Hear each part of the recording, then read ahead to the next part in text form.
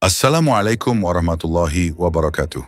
Di tengah gurun sunyi yang tak dijamah manusia, di sebuah padang tandus bernama Rabzah, angin berhembus membawa isak tangis yang tak bersuara. Seorang lelaki renta terbaring di atas pasir. Tak ada siapa-siapa kecuali langit yang menjadi saksi dan bumi yang menjadi tempat terakhirnya berbaring. Namanya adalah Abu Dzar Al-Ghifari, sahabat Rasulullah yang hidup dan mati dalam kejujuran. Namun mengapa ia harus wafat sendirian di tempat terpencil jauh dari Madinah? Bukankah ia salah satu orang pertama yang memeluk Islam? Bukankah ia pernah berada di sisi Nabi? Jawabannya ada dalam ketegasannya, dalam keberaniannya menantang keserakahan dunia. Ia bukan sekadar pengkritik, ia adalah suara lantang yang mengguncang para penumpuk kekayaan. Kisahnya diabadikan dalam berbagai riwayat, salah satunya dalam Syahih Muslim dan kitab Syiar A'lam An-Nubala karya Imam Az-Zahabi.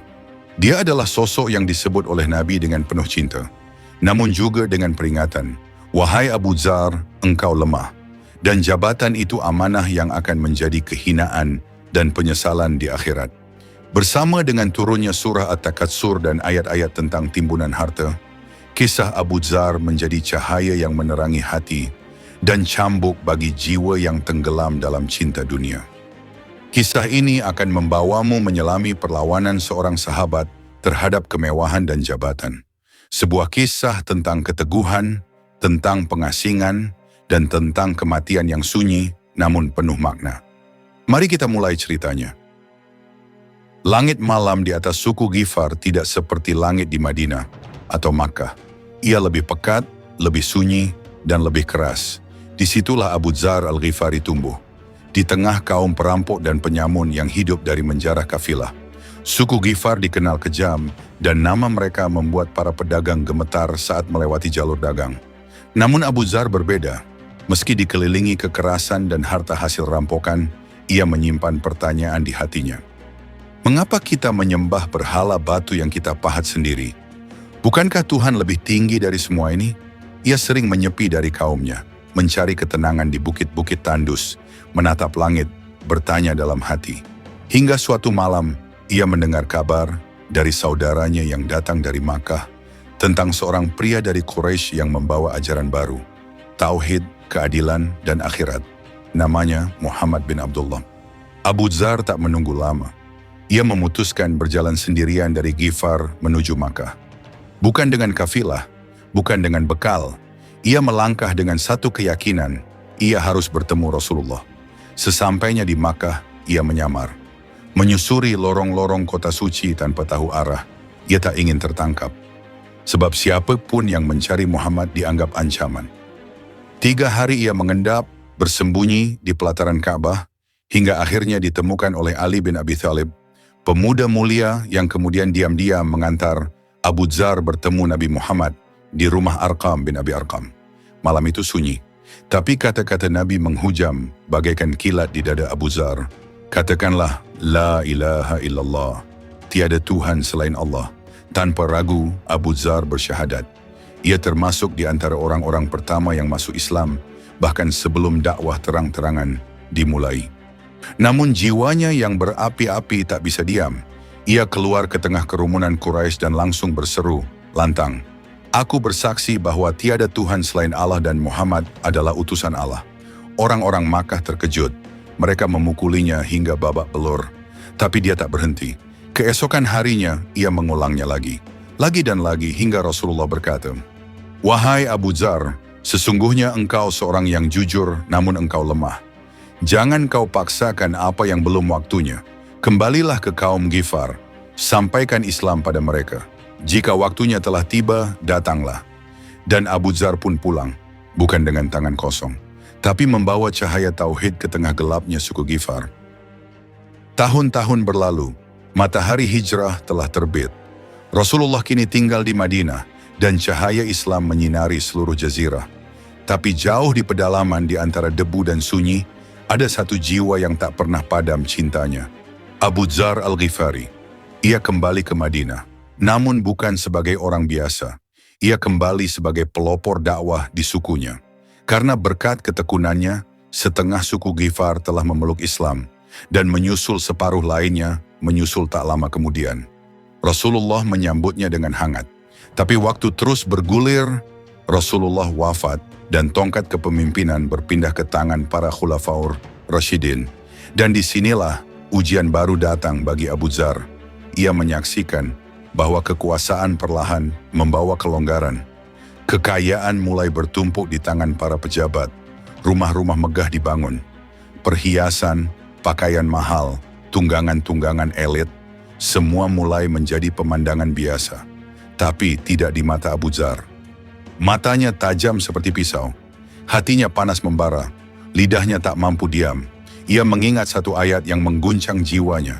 Dan orang-orang yang menimbun emas dan perak dan tidak menafkahkannya di jalan Allah, maka beritakanlah kepada mereka bahwa mereka akan mendapat azab yang pedih. Surah At-Taubah ayat 34. Ayat ini menampar hatinya. Ia berjalan keliling kota, menyerukan dengan lantang, "Wahai para penimbun harta, tidakkah kalian takut pada ayat ini? Tidakkah kalian takut akan api neraka yang akan membakar emas dan perak kalian, lalu ditempelkan ke dahi dan punggung kalian?" Penduduk mulai gelisah, para pemimpin mulai terganggu.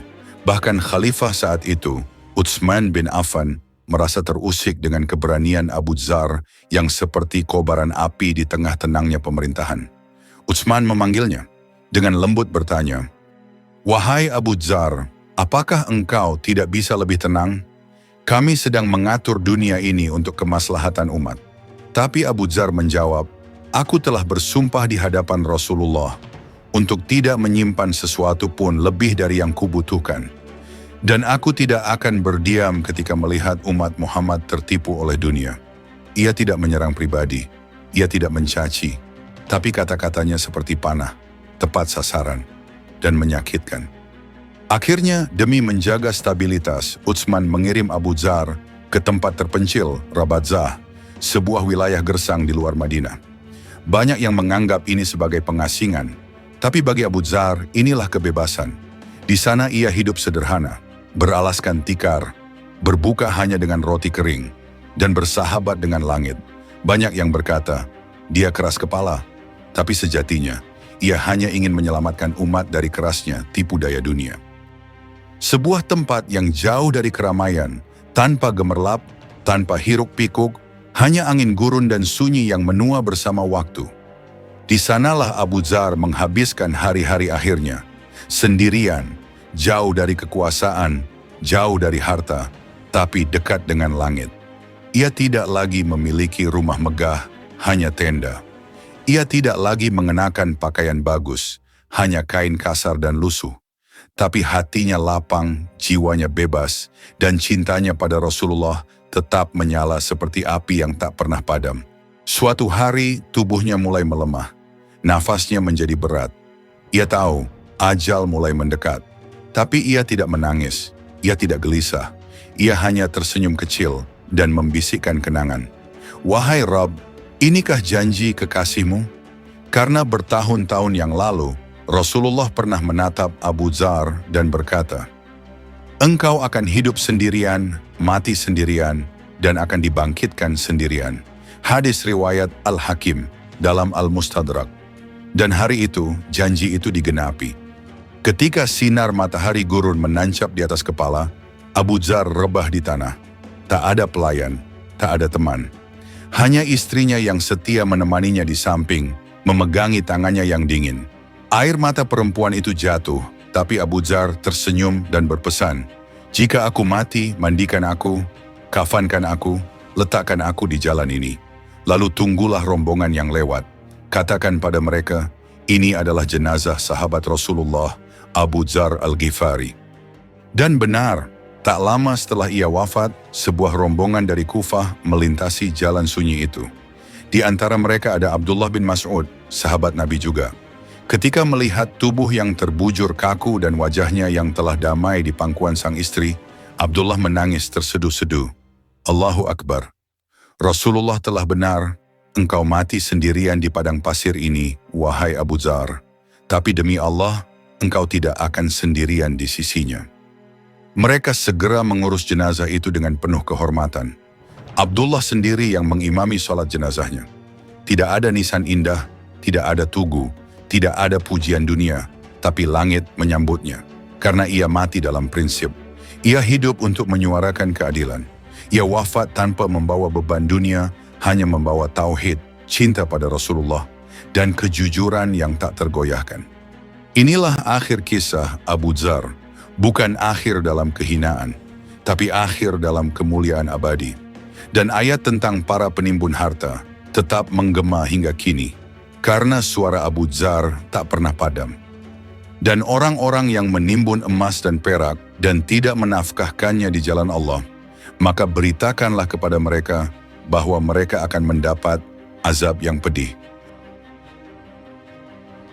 Sahabat semua, dari padang pasir Rabadzah yang sunyi, kita belajar bahwa kehormatan bukan pada harta, bukan pula pada tahta, tapi pada prinsip hidup yang teguh, kejujuran yang tak bisa dibeli, dan keberanian menyuarakan kebenaran meski harus berdiri sendirian.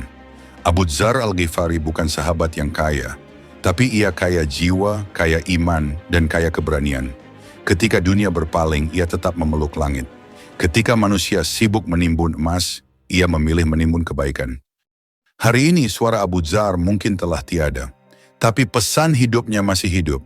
Ia mengingatkan kita bahwa dunia ini hanyalah persinggahan, dan di hadapan Allah nanti, bukan jumlah harta yang ditimbang, melainkan keikhlasan dan keberpihakan kita pada yang lemah.